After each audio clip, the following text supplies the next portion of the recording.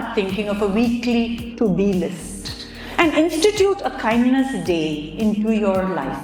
If you do a kindness day, you will be able to use that day to say, I'm going to work today on kindness. That day I'll make sure that my actions, words, and even my thoughts are kinder.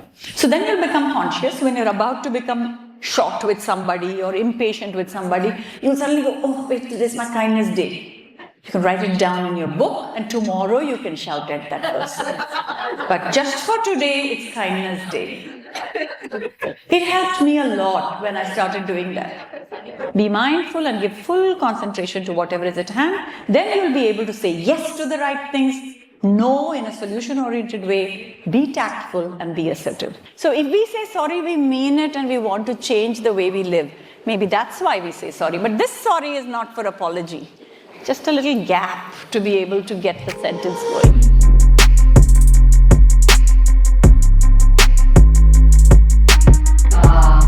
Wrong to ask why only women, why not men? You're right. Why only for the women and why not the men? Because the woman was the Lakshmi of the house and she was supposed to carry all the gold and diamonds around her neck. But we are allowed to wear the gold, we are allowed to wear the diamonds because we are the wealth of the family and the woman wore the wealth.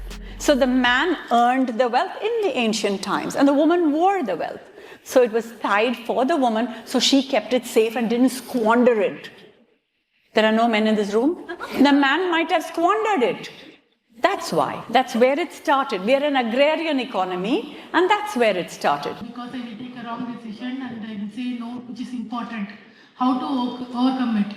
And let's say I said no and it resulted in a negative impact. How to correct it? So you have to get over the idea that I need everybody else to think that I'm the best and I don't have to get everybody's opinion on decisions that I'm making. It's hard because it's ingrained in our culture, right? So at that point, when you want to get over the fear, you're going to just have to learn to strengthen your mind that I don't mind what they think of me, those 3 people or 4 people that matter. I'm going to do it to show them that I'm actually going to get a much better result. And you get committed to result, then the fear gets reduced. So sometimes you have to go with your belief and be able to say no without worrying about what other people will think. Try that, it works. So when people are important to you and you have to say no to them, how do you deal with the guilt of it as you're saying no? She didn't have a mic, so I repeated her question. It's hardest for us with those that are closest to us. And after you say no, you have to immediately use the same points that I mentioned. You have to be able to say it in a tactful way. And say, I'm going to say something that might hurt you. You preface it with that. Always check your intention when you say something to a mother, to a loved one. And when the guilt comes, ask yourself, what was my intention?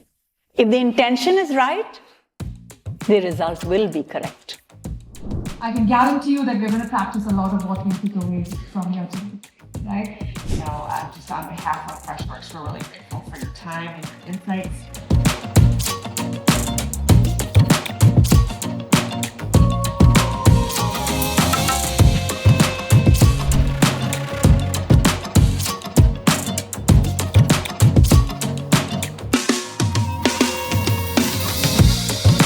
Champion a woman, she will build the nation.